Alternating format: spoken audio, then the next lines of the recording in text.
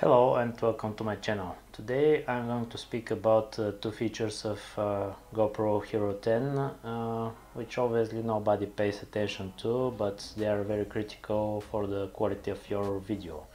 And these are Hypersmooth and the different lens modes. So without further ado, let's jump to the topic. The day I got my new GoPro Hero 10, I took it for a ride and my first shots look excellent, even with the factory settings. The footage is crisp without additional sharpening. As you can see, the camera switches from light to dark and then back again to light without any effort.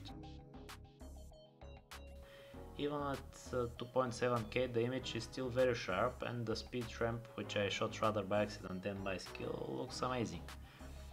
The slowing down of the time warp also looks sharp enough, given the light conditions outside the car. Now I'll make a comment here from retrospective. Everything up to here is shot with SuperView digital lens. The next day I mounted the GoPro on my bike and decided to play a little bit with the settings, including the digital lens, which I changed from white to linear. And things started to look not so good anymore.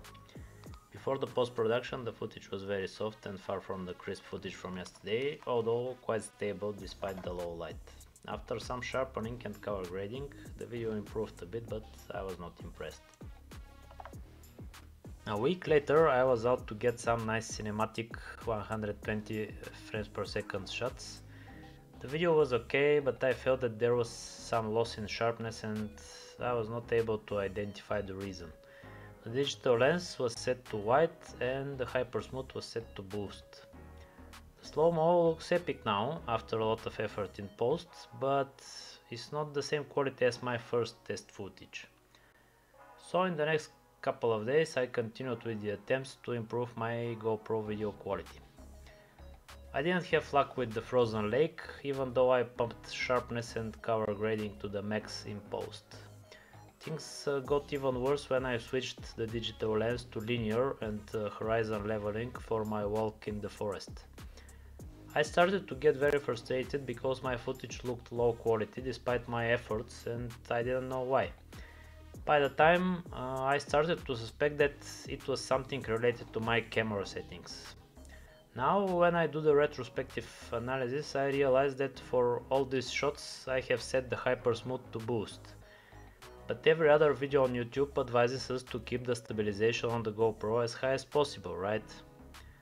For my next video I set my sharpness to high, but that didn't solve my problem. The improvement was insignificant. This footage of snowfall is done with linear lens, Hypersmooth set to boost and sharpness set to high, and despite all this, the details on the building look very soft. My footage of a winter river was close to disaster despite the time spent in post to get the best out of it, and the light was amazing, believe me. Even the cute dogs playing in the park proved to be a failure despite my speed ramping in post.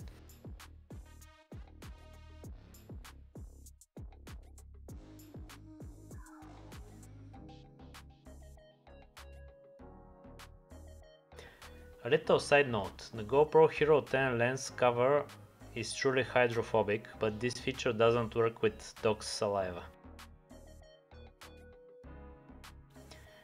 And finally, last Monday I had a breakthrough. After some additional reading and more YouTube videos, all my troubles must be related to the choice of digital lens, I thought. And behold a miracle, I switched to the widest possible lens and the image was crispy clear again. Okay, sure, you will say. It is well known that digital lenses, other than SuperView and white, will crop part of the image and this will affect the image quality. Fair enough, but exactly how much is this cropping? This is not specified in GoPro documentation. And more important, what is the cumulative damage when combined with Hypersmooth? Let's find out. GoPro clearly states that some of the digital lenses crop part of the image to compensate for the fisheye effect. But the loss of image quality is somehow omitted, and believe me, in some cases it is significant.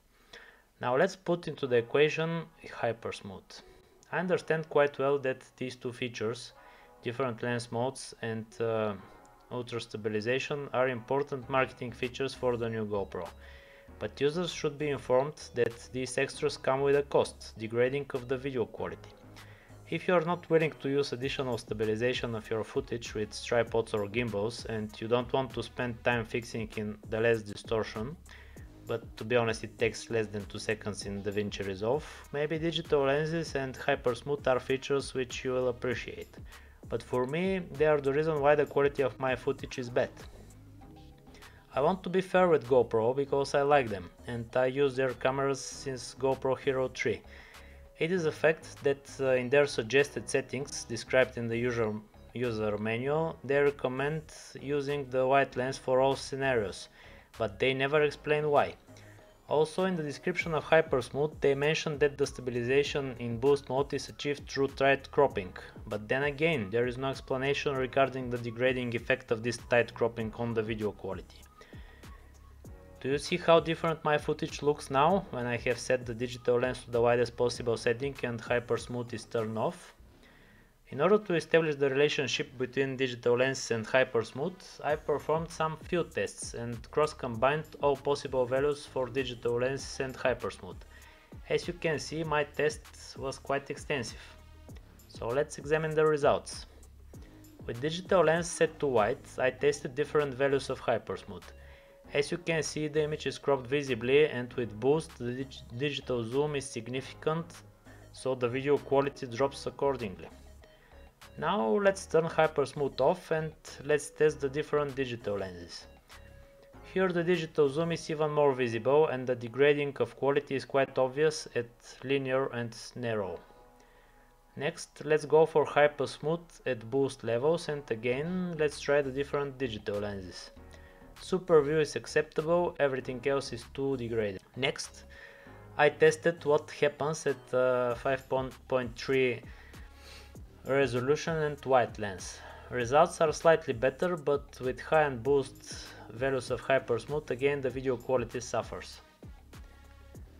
And when wide lens and Hypersmooth off is compared versus linear lens and Hypersmooth boost, the digital zoom is approximately 150–200% with low quality.